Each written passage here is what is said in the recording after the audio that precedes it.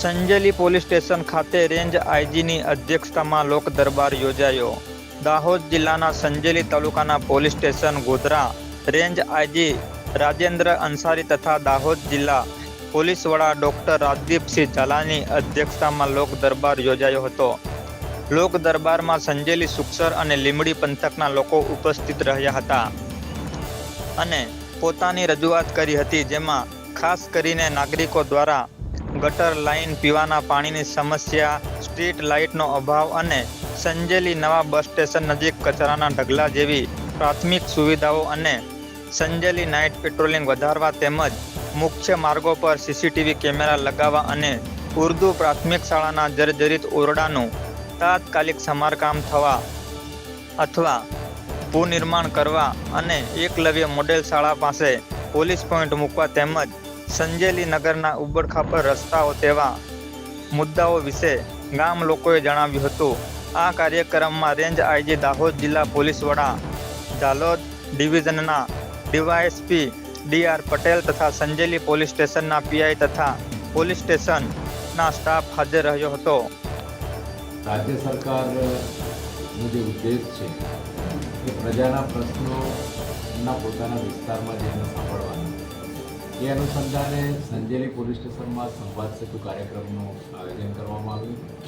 આજના કાર્યક્રમમાં સુખસર વિસ્તારના ગામડાના નાગરિકો, સંજેલી પોલીસ સ્ટેશન વિસ્તારના ગામડાના નાગરિકો અને લીંબડી પોલીસ સ્ટેશન વિસ્તારના નાગરિકોને જાણ કરવામાં આવી છે. પ્રિન્ટિંગ મીડિયા દ્વારા અને ઇલેક્ટ્રોનિક્સ મીડિયા દ્વારા આ જાણ કરવામાં આવી છે.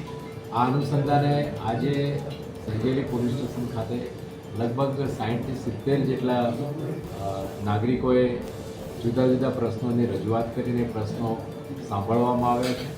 કેટલાક પ્રશ્નો પોલીસ વિભાગને લગતા હતા, જેમ કે આઉટપોસ્ટ જે મંજૂર થઈ ગઈ છે એ શરૂ કરવા બાબતે, સીસીટીવી કેમેરા અમુક જે વ્યૂહાત્મક જગ્યાઓ, અગત્યની જગ્યાઓ છે ત્યાં મૂકવા બાબતે, એકલવ્ય સ્કૂલ આવેલી છે દીકરીઓની, ત્યાં રાત્રિના સમયે હોમગાર્ડ જીઆરડીનો પોઈન્ટ મૂકવા બાબતે, રાત્રિ પેટ્રોલિંગ વધારવા બાબતે એવી રજૂઆતો પોલીસ વિભાગને લગતી મળતી. એ સિવાય અન્ય વિભાગોની પણ રજૂઆત નાગરિકો દ્વારા કરવામાં આવી છે.